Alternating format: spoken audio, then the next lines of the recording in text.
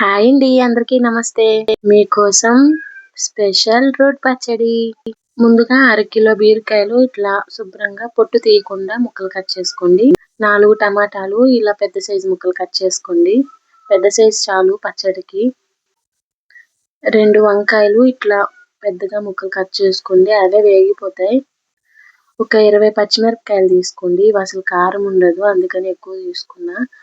ఇందులో సన్నంగా ఉన్న పచ్చిమిరపకాయలు కారం ఉంటాయి, అవి చూసి తీసుకోండి మీరు ఎంత కారం తినగలరో అంత. ఒక నిమ్మకాయ సైజ్ అంతా చింతపండు తీసుకోండి, ఇది పిక్క తీసేసిన చింతపండు అండి, మీరు పిక్క తీసుకోండి. నిమ్మకాయ సైజ్ అంత చాలు. 1 స్పూన్ ధనియాలు, 1 తెల్లగడ్డ, 1 స్పూన్ జీలకర్ర, కొంచెం కొత్తిమీర. నా ఫేవరెట్ అండి కొత్తిమీర, మీకు కూడా ఇష్టమేనా? నాకైతే చాలా ఇష్టం కొత్తిమీర, పుదీనా నా ఫేవరెట్ అండి. అలాగే కొంచెం కరివేపాకు ఇట్లా వాష్ చేసుకోండి, కొంచెం చాలు టేస్ట్ కోసం.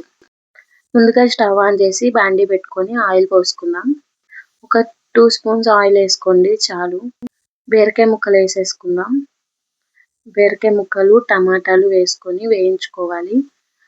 ఎందుకంటే టమాటాలు బీరకాయలు ముందు వేయించుకోండి, బాగుంటుంది. 1 బై 1 చెప్పాలి కాబట్టి చెప్తున్నా. ఇలా వేగాలి. వేగగానే వంకాయలు వేసేయండి, తర్వాత పచ్చిమిర్చి వేసేయండి. ఈ 4 వేగాలి. బీరకాయ, టమాటా, పచ్చిమిర్చి, వంకాయ వేగిన తర్వాత ఇట్లా ధనియాలు వేసుకుందాం. ధనియాలు వేసి కలిపెట్టుకున్నాక ఇలా వేగాలి. చూసారా ఎంత ముద్దగా వేగిందో. ఇందులో చింతపండు వేసుకుందాం. చింతపండు వేసుకున్నాక ఎక్కువసేపు వేగవలసిన అవసరం లేదు. చింతపండు వేసుకొని 1 నిమిషం ఇలా కలిపెట్టుకొని తర్వాత రోటి తీసుకొని రోట్లో ముందుగా బీరకాయ, టమాటా వేసుకొని దంచుకుందాం. ఎందుకంటే 1 బై 1 చెప్తున్నా, మీకు నలగవు కాబట్టి కొంచెం ఉప్పు వేసుకొని బీరకాయ, టమాటా వేసుకొని ముందు దంచుకోండి.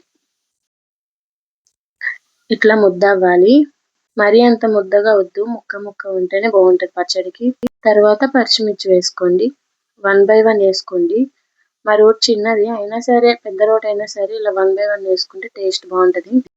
తర్వాత పచ్చిమిరపకాయలు నలిగినాక ముందుగా మనం చేసుకున్న బీరకాయ, టమాటా తొక్కు, పచ్చిమిరపకాయల తొక్కు కలిపి మళ్ళీ ఒకసారి దంచుకుందాం. గుర్తుపెట్టుకోండి, మరీ అంత పేస్ట్ లాగా వద్దు, ముక్క ఉంటేనే బాగుంటుంది. ఈ కన్సిస్టెన్సీ వచ్చాక ప్లేట్లోకి తీసుకొని ఇప్పుడు మనం ఈ రోట్లోనే జీలకర్ర, తెల్లగడ్డ వేసుకొని ఒకసారి దంచుకుందాం.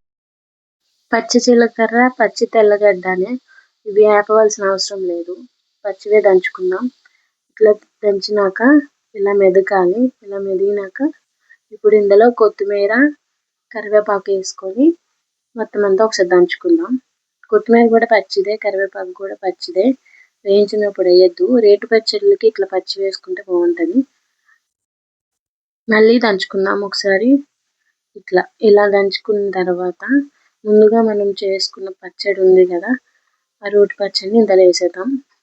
ఒకసారి చేతితో కలిపెట్టుకోండి. మొత్తం అంతా చేతితో ఒకసారి మిక్స్ చేసుకున్నాక మళ్ళీ దంచుకుందాం. మొత్తం అంతా మళ్ళీ ఒకసారి దంచుకోవాలి.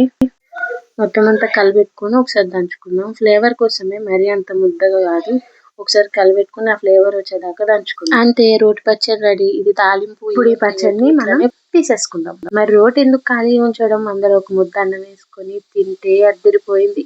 నా ఛానల్ సబ్స్క్రైబ్ చేయండి. Bye bye.